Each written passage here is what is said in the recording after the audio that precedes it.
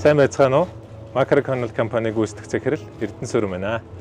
Манай компани нь 2022 оноос хойш үйл ажиллагаа явуулж байгаа импортын барааны худалдаа, газар тариалан, үйлдвэрлэлийн чиглэлээр үйл ажиллагаа явуулдаг компани. Монгол улс дахь сүлжээ супермаркет, 8 нэрийн дэлгүүр, зах худалдааны төв болон орон нутгийн бөөний төвүүдэд Япон брендийн Кос нэрийн бүтээгдэхүүн болон хэрэглээний бүтээгдэхүүнүүдийг тогтмол нийлүүлдэг. Өнөөдөр та бүхэн манай импортын чанартай бүтээгдэхүүнийг харж байна. Энэ зөвхөн чанартай бүтээгдэхүүнээс гадна энэ бол зөв хөрөнгө оруулалт, зөв түншлэл, зөв шийдлийн үр дүн юм. Импортын барааны борлуулалтын бизнес эрхлэхэд барааны эргэлтийн хөрөнгөний асуудал маш том асуудал болдог. Энэхүү асуудлыг шийдэх зорилгоор зээлийн үйлчлэгээнүүдийг судалж үзэхэд Ариг банкны бараа татаа авах шуурхай зээл нь биднэрт маш их таалагдсан. Энэхүү зээл нь 24-өөс 48 цагийн дотор 5 тэрбум хүртэлх төгрөгийн зээл олгодог нь бидний тулгараад байгаа асуудлыг шийдвэрлэхэд зөвхөн болсон. Энэхүү зээлийн үр дүнд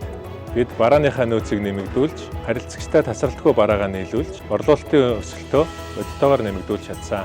Манай Японы Кос нэрийн бүтээгдэхүүн нь 28% жимсний агуулмжтай, нэмэлт сахарын агуулмжгүй 13 төрлийн жимсний амттай бүтээгдэхүүн юм. Харилцаж идвэл илүү сонирхолтой.